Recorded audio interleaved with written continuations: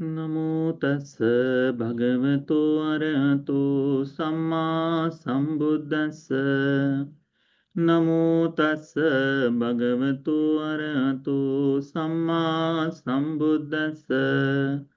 नमो तस् भगवतो अरहतो सम्मा सम्बुद्धस्स। पूजनीय कल्याण मित्र गुरु भंते जी को हमारा प्रणाम। साधु साधु साधु। श्रद्धावान उपासक उपासिकागण, आज हम लोग संयुक्त निकाय में से थोड़ा एक दीर्घ सूत्र है, थोड़ा सा, परंतु उसे समझने की आज कोशिश करते हैं।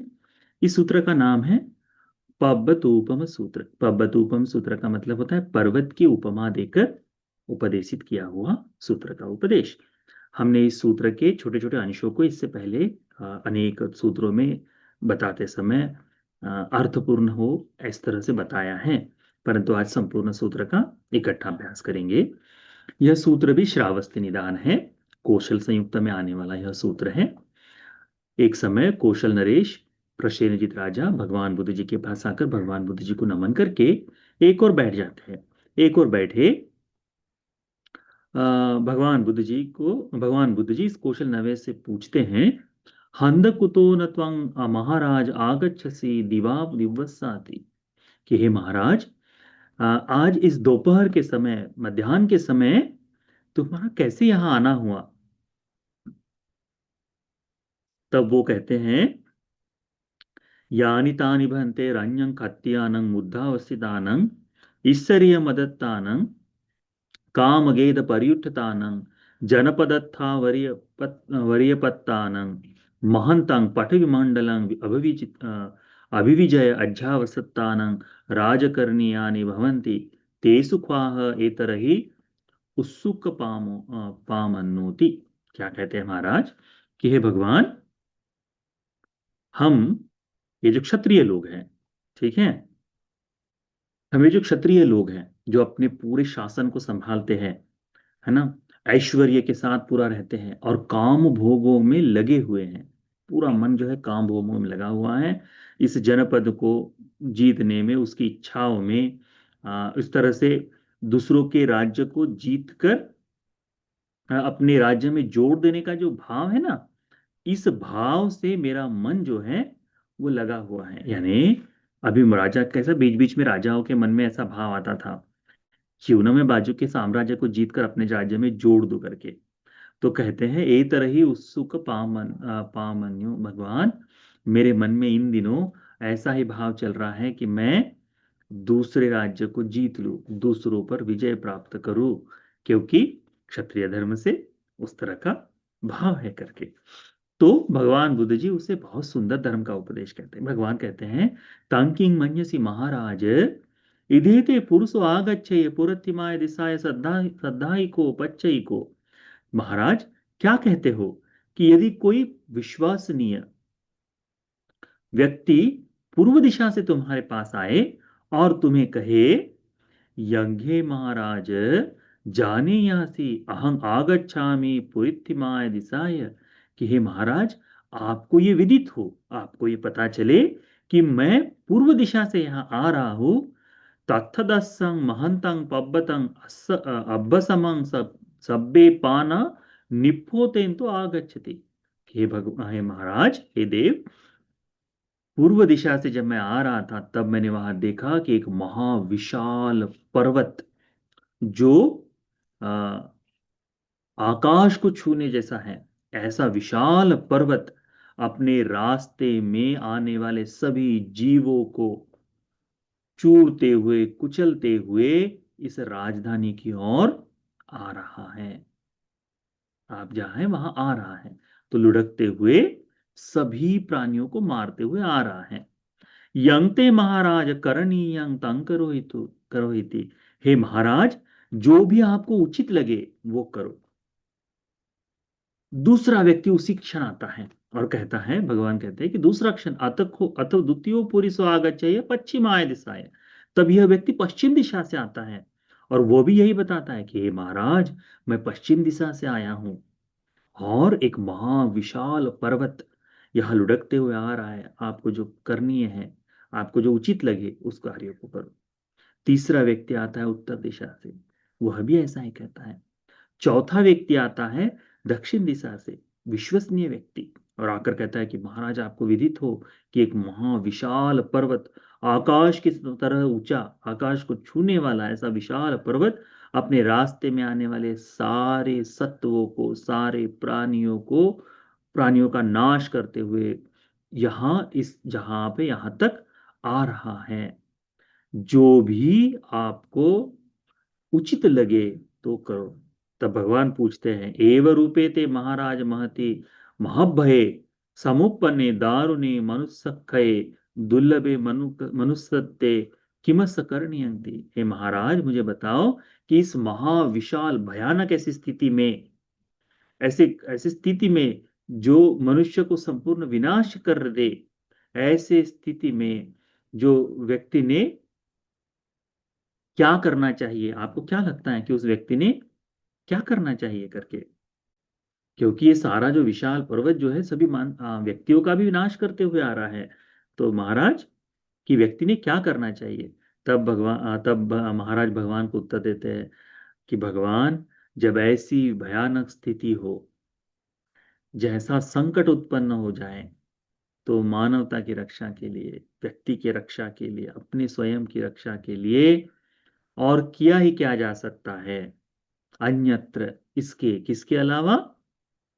धम्मचर्याय, धर्म के आचरण के अलावा, अन्यत्र समचर्याय, मैत्री के अलावा, अन्यत्र कुशलचर्याय, कुशल कर्म के अलावा किया ही क्या जा सकता है? अन्यत्र पुण्य क्रियाएं, पुण्य करने के अलावा और क्या किया जा सकता है? क्योंकि सभी को मारते हुए ये आ रहा है, सभी का विनाश करते हुए आ रहा है, और सबके सब मृत्यु को प्राप्त होंगे। तो करेंगे क्या? कहते हैं केवल करने के लिए बचता है धर्म का आचरण, काया वाणी मन से मैत्री का भाव, सामचर्या, कुशल क्रिया, कुशल कर्म करना है, और पुण्य क्रिया करने के अलावा बचता ही क्या है? आरोचे मी को ते महाराज पटिवेदे मी थे को महाराज अधिवत तीर्थो को महाराज जरा मरण। हे महाराज, ये जो है कि मैं भी तुम्हें एक विश्वस्त व्यक्ति की तरह बताता हूं, ठीक है? क्या कहते हैं? भगवान कहते हैं कि मैं तुम्हें बताता हूं कि ये जरा मरण रूपी महापर्वत, जरा मरण रूपी महापर्वत सभी प्राणियों को पीसता हुआ, दबाता हुआ यहाँ आता है, आ रहा है। अब इसके सामने तुम्हें जो करना है तो करो। तब अधिवर्तमाने चे महाराज जरा मरने की मत्स्य करनी कि हे महाराज, तुम्हें क्या लगता है कि इस जरा मरण के सामने तुम क्या कर सकते हो, क्या करना चाहिए? तब वह उत्तर देता है कि भगवान, जब ये जरा मरण आए, इस जरा मरण के सामने पुण्य क्रिया करने के अलावा, मैत्री करने के अलावा, कुशल कर्म करने के अलावा, पुण्य करने के लिए अलावा, धर्म का आचरण करने के अलावा और बचता ही क्या है? यही तो करना है। तब महाराज एक बड़ा सुंदर बात बताते हैं। महाराज कहते हैं, यानी तानि भंते रण्यं खत्यानं मुद्दावसितानं ईश्वरीय मदत्तानं कामगेद परियुक्तानं जनपदत्व वीर्यपत्तानं महंत पृथ्वीमंडलं विजय अज्जावसतानं हत्युदानि भवन्ति तेषां पिबन्ते हत्युदानं नत्थि विषयो अधिवर्तमान जरा मरणे। वो कहते हैं, महाराज कहते हैं कि भगवान, जब कोई युद्ध छिड़ जाए, जब राजा अपने राज्य को बढ़ाने की इच्छा रहे, क्योंकि है ऐश्वर्य संपन्न, दूसरे के राज्य को पाने की इच्छा, लालसा, और सारी इन चीजों के रहते यदि किसी राजाओं में हाथियों का युद्ध हो जाए, तो मैं अपनी हाथियों की सेना भेजकर उस युद्ध का समापन कर सकता हूं। वहां हाथियों को भेजकर मैं समापन कर सकता हूं, परंतु जरा मरण के सामने मैं कुछ नहीं कर सकता। यदि रथ की सेना हो, रथ से काम आए, तो मैं रथ की सेना को भेज सकता हूं। कोई दूसरा आक्रमण करे तो, कोई बाहरी व्यक्ति आक्रमण करे तो मैं रथ की सेना को भेजकर उससे जीत सकता हो, उसे पराजित कर सकता हो। परंतु जरा मरण के सामने रथ की सेना क्या करे? घुड़सवार जो है, घुड़सवारों को भेजकर मैं दूसरों का पराजय कर सकता हूं, अपनी सुरक्षा कर सकता हूं। यदि कोई आक्रमण करने आए तो मैं सुरक्षा कर सकता हूं। परंतु जरा मरण के सामने मैं क्या कर सकता हूं? पैदल सेना आए पत्ति युद्धानि भवति। जब पैदल सेना का भाव आए तो मेरे साथ पैदल सेना भी, चतुरंगनी सेना जिसे कहते हैं, तो पैदल सेना भी है मेरे पास, मैं उसका इस्तेमाल कर सकता हूं। परंतु जरा मरण के सामने इस पैदल सेना का क्या करना है?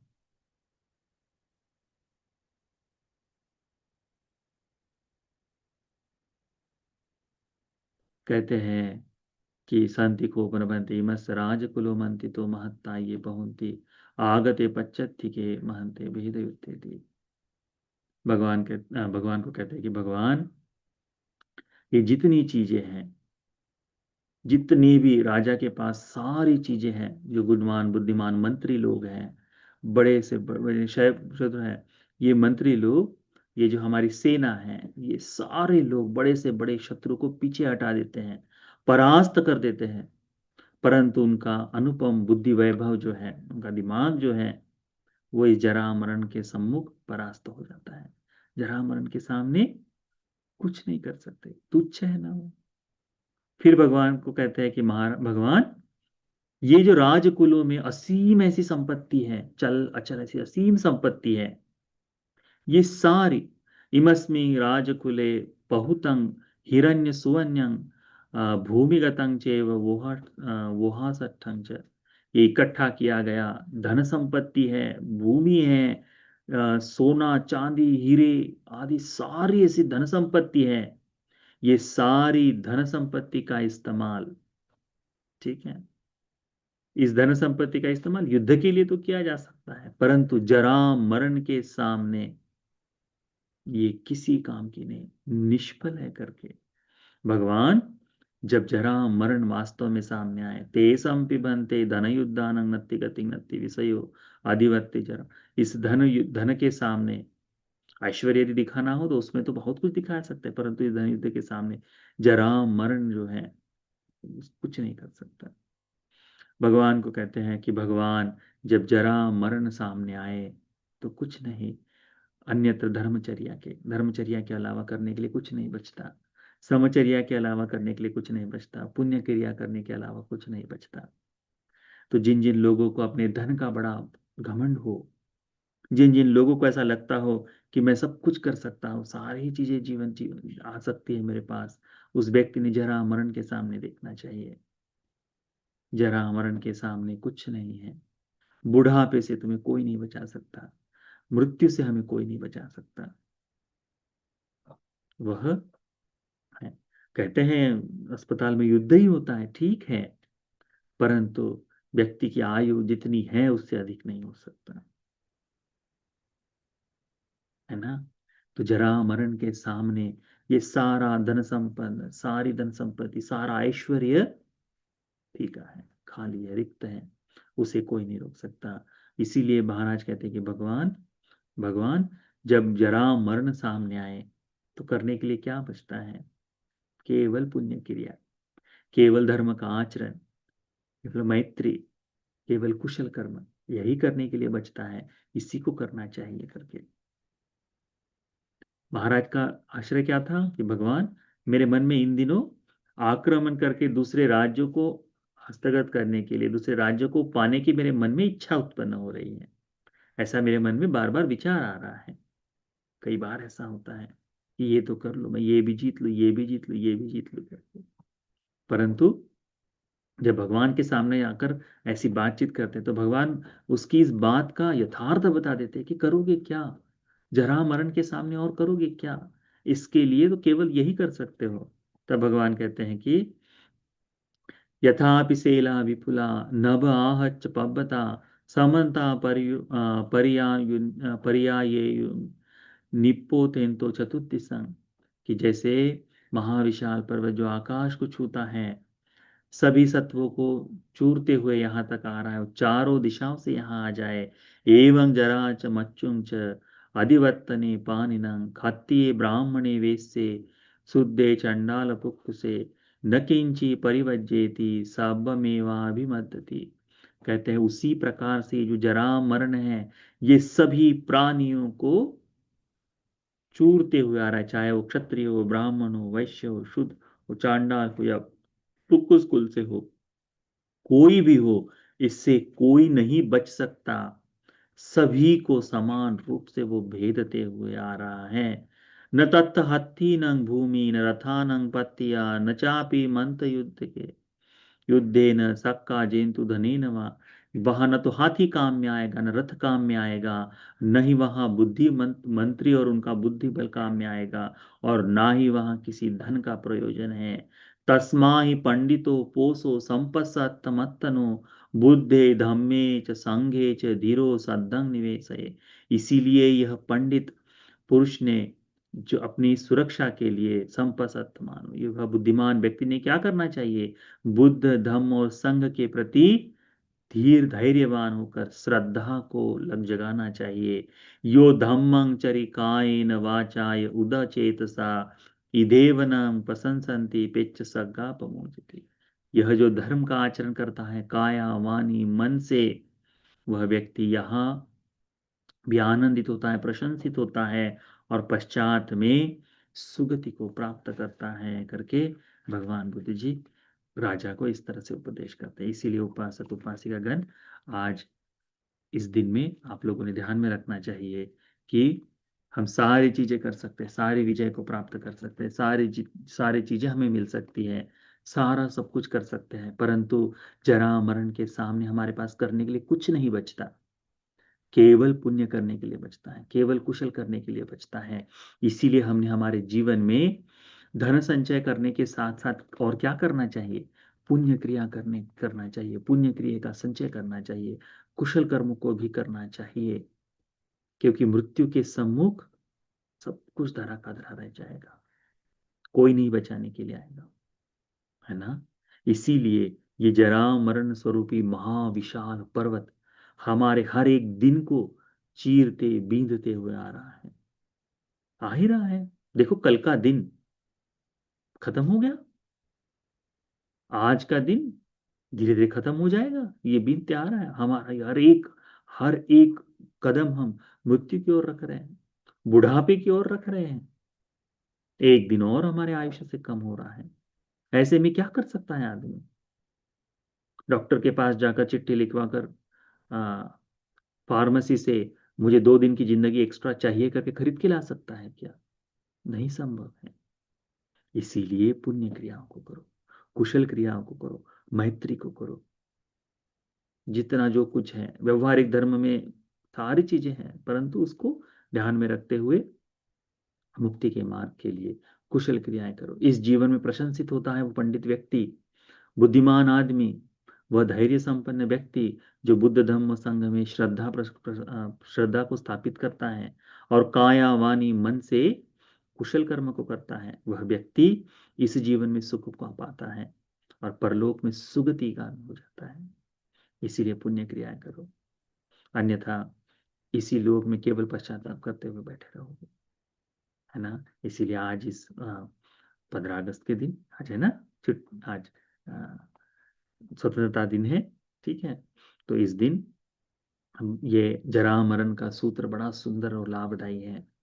चाहे हमने देश के स्वरूप से आजादी को प्राप्त कर लिया है, परंतु यह हमारे जरा मरण के सामने क्या कर सकती है ना? इसीलिए आजादी का उत्सव तो मनाना चाहिए, साथ साथ में अपने लिए भी कुशल कर्म को करने का चिंतन करना चाहिए। ठीक, तो यह सूत्र आप सभी को जरा मरण के सम्मुख, जरा मरण रूपी पर्वत से बचने के लिए या फिर उसका आने वाले पर्वत के समान जरा मरण है, इससे इसके सम्मुख रहते समय हमारे जीवन में जो करने के लिए भगवान ने बताया कुशल कर्म पुण्य कर्म, इसी को करने का मौका मिले। उत्तम चार आर्य सत्य के बोध के लिए भी यह धर्म का उपदेश उपकारी हो जाए। साधु साधु।